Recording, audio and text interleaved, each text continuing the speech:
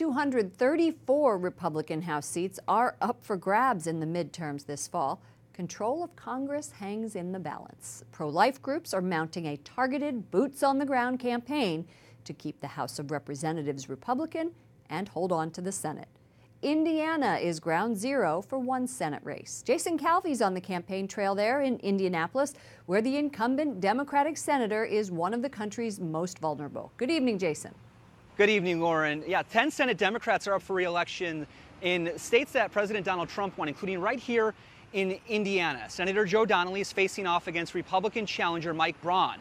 Now, in the past, Donnelly has painted himself as a pro-life Democrat. But today I met some pro-lifers knocking on thousands of doors who say their goal to set the record straight.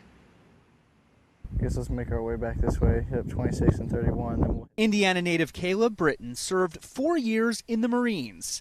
This summer, he's on a new mission to unseat Democrat Joe Donnelly. Joe Donnelly is spreading a lot of misinformation that he's pro-life when his voting record shows otherwise, and I think that voters have this common misconception that he does vote pro-life when he really doesn't. The matchup is between Donnelly and pro-life-backed businessman Mike Braun.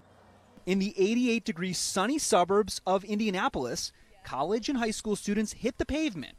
They aren't working so much to promote Braun as they are to call out Donnelly and his proclaimed pro-life stance. He says he's pro-life, but he's done a lot of things that indicate otherwise. He's voted for taxpayer funding of Planned Parenthood. In 2010, while still in the House, Donnelly voted in favor of Obamacare. In 2017, he voted against allowing states to strip Title X funds from Planned Parenthood. But he has voted twice to ban most abortions after 20 weeks of pregnancy. And he voted to confirm Supreme Court conservative Justice Neil Gorsuch.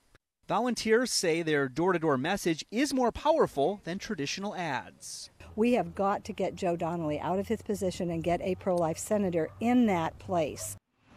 The Susan B. Anthony lists and their team of paid door knockers have already reached 150,000 homes since last October. They tell me they plan to reach 250,000 more before the fall election day. They're targeting, Lauren, conservative households and likely pro-life homes, urging them not to sit out this fall. As you know, midterm elections do much worse in voter turnout compared to presidential election years. Jason, why do you think the pro-life issue resonates with Indiana voters?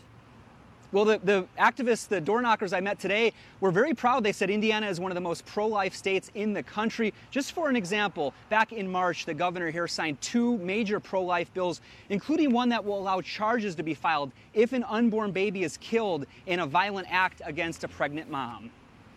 Capitol Hill correspondent Jason Calvi. Thank you, Jason.